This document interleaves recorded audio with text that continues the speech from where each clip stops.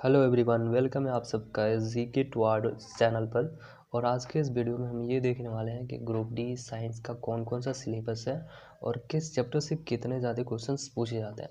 तो previous years के papers को एनालाइज करने के बाद ये देखने को मिलता है कि फिजिक्स में लगभग 10 से 12 क्वेश्चन पूछे जाते हैं और केमिस्ट्री में 5 से 6 क्वेश्चन पूछे जाते हैं और बायोलॉजी में 6 से 7 क्वेश्चन पूछे जाते हैं। अब बात ये आती है कि आपको तैयारी कैसे करनी है। अब जैसे भौतिक विज्ञान में इस चैप्टर को कैसे हम कवर कर पाएंगे, जैसे कि इकाई, मात्रक, गति, बल और गति के नियम, गुरुत्वाकर्षण, कार्य, ऊर्जा, ध्वनि और तरंग, प्रकाश, विद्युत धारा का चुंबकीय प्रभाव, है ना। अगर हम बात करते हैं गुरुत्वाकर्षण की, तो सबसे पहले हमें ये जानना होगा गुरुत्वाकर्षण है क्या, है ना। गुरुत्वीय बल क्या होता है, गुरुत्वीय त्वरण क्या होता है। जैसे जी जो है ना वो गुरुत्वीय त्वरण होता है, इसकी वैल्यू 9.8 मीटर प्रति सेकंड स्क्वायर होती है। अब इस गुरुत्वीय त्वरण का मात्रक क्या होता है, मीटर पर सेकंड स्क्वायर होता है।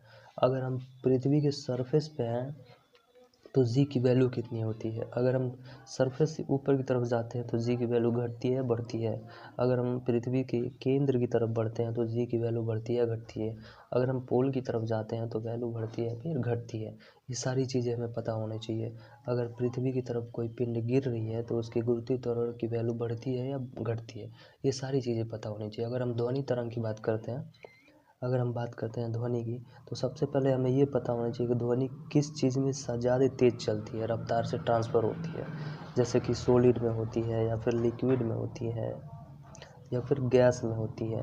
ध्वनि की स्पीड कितनी होती है, ठीक है। ये परिवर्तन नियम का फॉलो करता है कि नहीं करता है, जैसे कि प्रकाश करता है। इसका मात्रक क्या होता है, ठीक है। इसकी तीव्रता का मात्रक क्या होता है, ये सारी चीज़ें हमें पता होना चाहिए।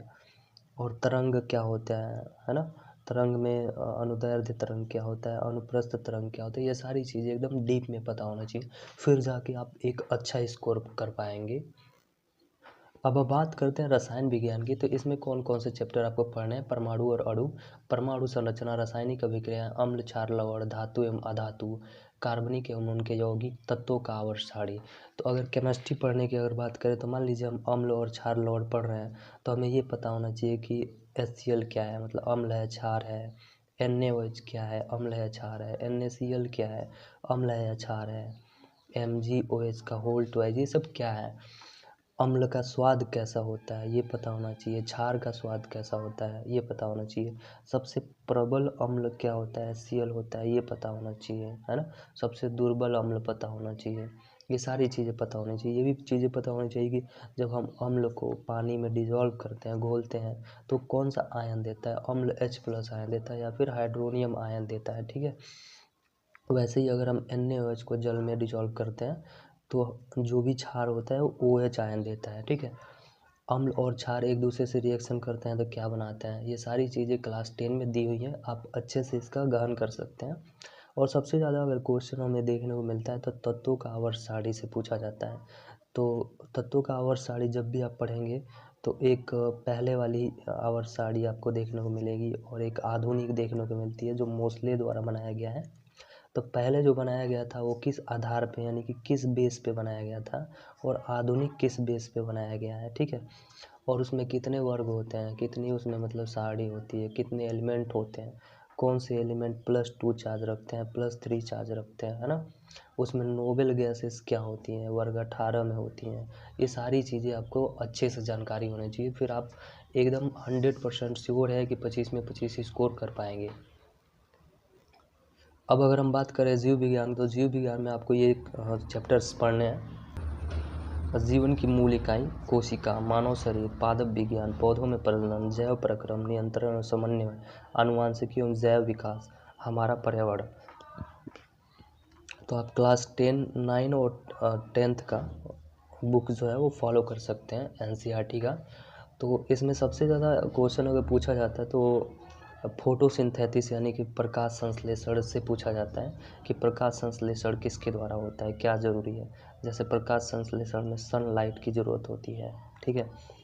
कार्बन डाइऑक्साइड की ज़रूरत होती है, H2O की ज़रूरत होती है, क्लोरोफिल की ज़रूरत होती है।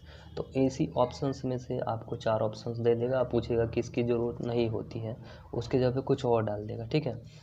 अब फोटोसिंथेसिस होता है तो क्या क्या बनता है, तो कार्बोहाइड्रेट बनता है, ठीक है। उसके साथ कुछ जल बनता है, और कौन सी गैस रिलीज होती है, तो ऑक्सीजन रिलीज होती है जो हम अपने सांस द्वारा एक्सेप्ट करते हैं। पौधे क्या करते हैं, कार्बन डाइऑक्साइड एक्सेप्ट करते हैं, सनलाइट की उपस्थिति में अपने क्लोरोफिल से वो कार्बोहाइड्रेट बनाते हैं। अब बात आती है कि उसमें टिश्यूज कौन कौन से होते हैं, जैसे जाइलम होता है, फ्लोएम होता है, कॉलन काइमा होता है, स्क्लेरन काइमा होता है। इन सब के काम क्या होते हैं, ठीक है।